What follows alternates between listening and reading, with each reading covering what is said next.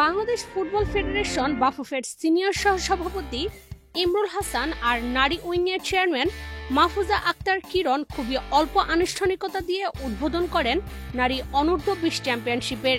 টুর্নামেন্টের বর্তমান চ্যাম্পিয়ন বাংলাদেশ। লাল সবুজদের শুরুটা হয় চ্যাম্পিয়নদের মতো। আসরের প্রথম ম্যাচে শ্রীলঙ্কাকে 9-1 গোলের বড় জয় পেয়েছে বাংলাদেশ। শুক্রবার বসুন্ধরা কিংস অ্যারেনায় ম্যাচের প্রথম মিনিট থেকে দাপট দেখিয়ে গোল উৎসব করে নারী দল। সাগরিকার হ্যাটট্রিকের বাইরে মুনকি আক্তার 2টি এবং স্বপ্না রানী, সিনহা জাহান শিখা, রূপা আক্তার ও শান্তি মার্ডি 1টি করে গোল করেন। আগামী রোববার নিজেদের দ্বিতীয় ম্যাচে নেপালের মুখোমুখি হবে পিটার বাটলারের দল। এদিন এশিয়ান কাপ বাছাইয়ের 23 জনের 8 জনকেই শুরুর একাদশে রাখেন বাংলাদেশ কোচ, যার ছাপ প্রথম মিনিট থেকেই টের পায় শ্রীলঙ্কা। খেলার সময় মিনিট পার হতেই স্বপ্না রানীর গোলে এগিয়ে যায় বাংলাদেশ। সরাসরি ফ্রি কিক থেকে স্বাগতিকদের উদযাপনের প্রথম উপলক্ষ হন 19 বছর বয়সী এই মিডফিল্ডার। এর ঠিক 3 মিনিট যেতেই দ্বিতীয় গোল পেয়ে যায় আফ্রিদারা। এবার একই প্রতিপক্ষের রক্ষণ চুরমার করে ব্যবধান দ্বিগুণ করে মুনকি আক্তার।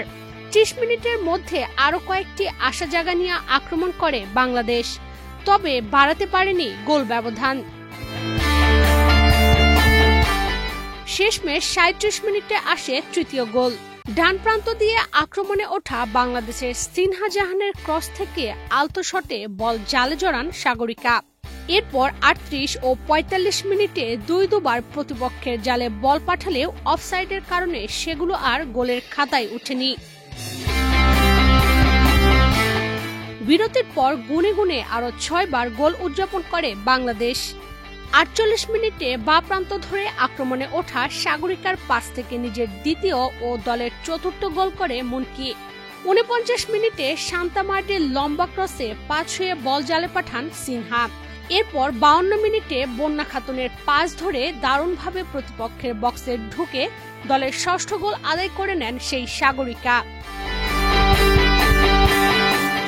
এর 6 মিনিট পর আবারও সাগরিকা, এবার নিজের হ্যাটট্রিক করার আনন্দে মাতেন। পোস্টের ডানবার থেকে তাকে গোলমুখে বল বাড়িয়ে দেন পূজা দাস। সেই বল মুহূর্তের মধ্যে জালে জড়ান 17 বছর বয়সী এই ফরওয়ার্ড। 85 মিনিটে স্কোর লাইন 8-0 করেন রূপা আক্তার। বন্যার কর্নার থেকে প্রতিপক্ষ ডিফেন্ডারের চোখ ফাঁকি দেন রূপা। 90 মিনিটের পর সান্ত্বনার গোলের দেখা পায় শ্রীলঙ্কা। বাংলাদেশের রক্ষণভাগের দুর্বলতার সুযোগ কাজে লাগান প্রতিপক্ষ ফুটবলার লায়ান শিখা। এর পরপরই শান্তা মার্ডি বাংলাদেশকে উপহার দেন 9 নম্বর গোল। 5টি দেশ এই টুর্নামেন্টে অংশ নেওয়ার কথা থাকলেও শেষ পর্যন্ত ভারত নাম প্রত্যাহার করে নেয়।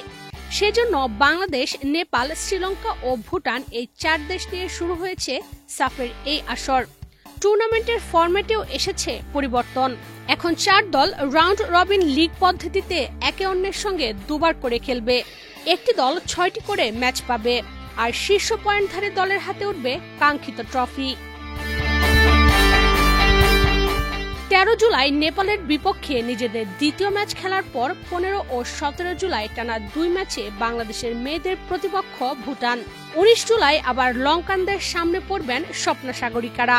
আর 21 জুলাই নিজেদের শেষ ম্যাচে নেপালকে মোকাবেলা করবে বাংলাদেশ। বয়সভিত্তিক সাফে বাংলাদেশের প্রাপ্তির ঝুলি বেশ ভারী। সর্বশেষ 2024 সালে এই প্রতিযোগিতায় ভারতের সঙ্গে যৌথভাবে চ্যাম্পিয়ন হন তারা। সেই হিসেবে এখন পর্যন্ত 5 আসরের 4বারই শিরোপা জিতেছে বাংলাদেশ।